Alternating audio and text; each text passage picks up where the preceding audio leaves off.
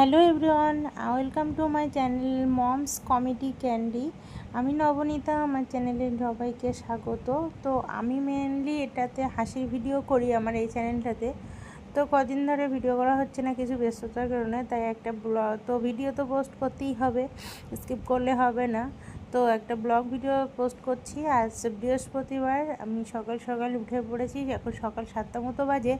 তো সকাল উঠে দেখো বারান্দা দিয়ে আমি জানলাটা দেখে নিচ্ছি কি প্রচণ্ড রোদ্দুর উঠেছে। তারপর আমার মেয়ে গোপাল তুলছে, তোমরা তো দেখলেই।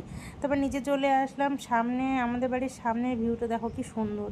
তো আমাদের রান্নাবান্না অলমোস্ট ডান। তো মেয়ের বাবার জন্য টিফিন প্যাক করে দিয়েছি, ভাত আর আলু সয়াবিন।